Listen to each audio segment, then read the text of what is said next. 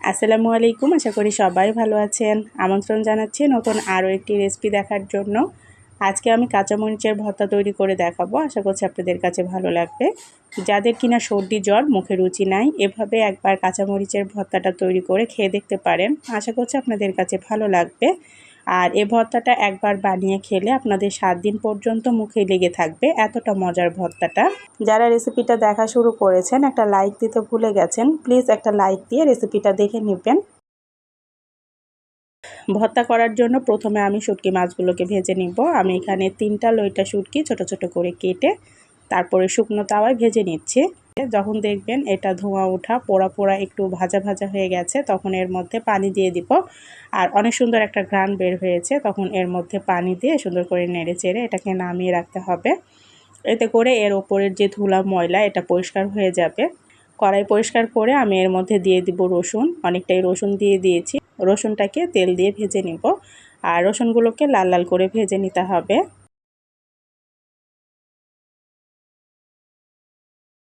রসুনগুলো আমার ভাজা হয়ে গেছে, এগুলোকে তেল থেকে উঠিয়ে নিচ্ছে।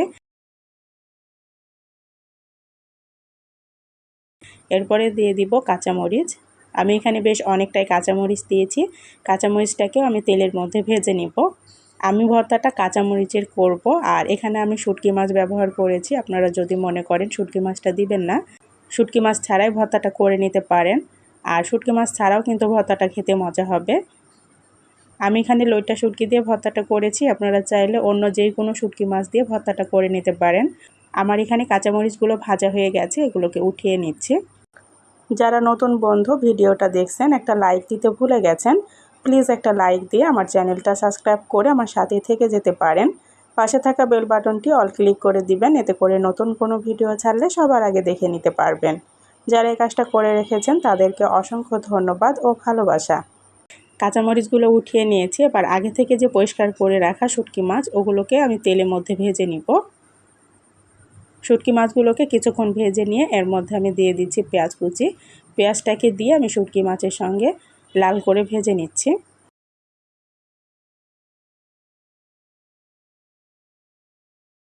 যাদের কিনা সর্দি জ্বর, মুখে রুচি নাই, এভাবে একবার কাঁচামরিচের ভর্তাটা তৈরি করে খেয়ে দেখতে পারেন। আশা করছি আপনাদের কাছে ভালো লাগবে। আর এই ভর্তাটা একবার বানিয়ে খেলে আপনাদের 7 দিন পর্যন্ত মুখে লেগে থাকবে, এতটা মজার ভর্তাটা। পেঁয়াজটাও আমার লাল করে ভেজে নেওয়া হয়ে গেছে, এগুলোকে উঠিয়ে নিব। আর এখানে হচ্ছে আমি সবগুলো ভেজে একটা প্লেটে উঠিয়ে নিয়েছি।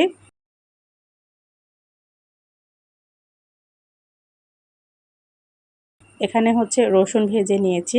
আর এখানে পেঁয়াজ আর শুটকি মাছ ভাজা আছে। আর এটা হচ্ছে কাঁচামরিচ। এবার এগুলোকে ঠান্ডা করে তারপরে হচ্ছে আমি শিলপাটায় বেটে নিব। আর শিলপাটায় বেটে ভর্তা করলে যে কোনো ভর্তা খেতে অসম্ভব মজা হয়, এটা তো আমরা সবাই জানি।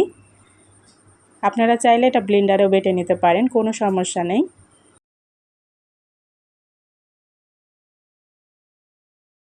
তবে শিলপাটায় বেটে ভর্তাটা করলে বেশি মজা হবে।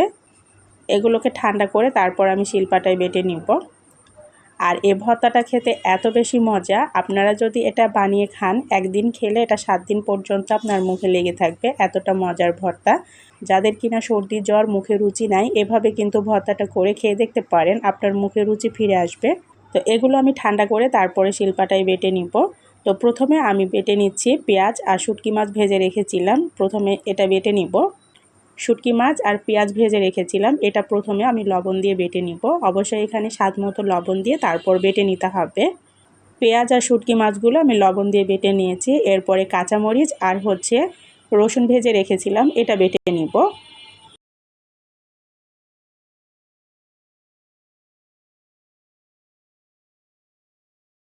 কাঁচামরিচ আর রসুনটা আমার বাটা হয়ে গেছে, দেখতেই পাচ্ছেন আমি সবগুলো একসঙ্গে বেটে নিয়েছি। এবার এগুলোকে একসঙ্গে মেখে নিতে হবে।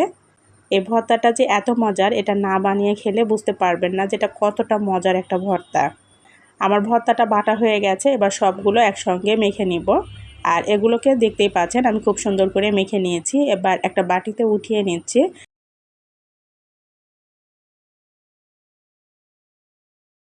আপনারা একবার হলেও এই ভর্তাটা বানিয়ে তারপর খেয়ে দেখতে পারেন, অসম্ভব মজার একটা ভর্তা। এটা কিন্তু দুপুরে গরম ভাতের সঙ্গে অসম্ভব ভালো লাগে। এই ছিল আমার আজকে সহজ ভর্তার রেসিপি। আশা করছি আপনাদের কাছে ভালো লেগেছে। এটা ভাত, খিচুড়ি সব কিছুর সঙ্গে খেতে পারবেন। যাদের কিনা সর্দি জ্বর, মুখে রুচি নাই, এভাবে ভর্তাটা তৈরি করে একবার খেয়ে দেখতে পারেন। আশা করছি আপনাদের কাছে ভালো লাগবে। এই তো আমি একটা বাটিতে ভর্তাটা উঠিয়ে নিয়েছি, আর দেখতেই পাচ্ছেন কতটা লোভনীয় হয়েছে।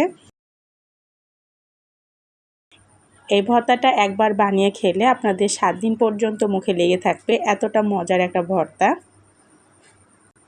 এই ছিল আমার আজকের সহজ ভর্তার রেসিপি। আশা করছি আপনাদের কাছে ভালো লেগেছে।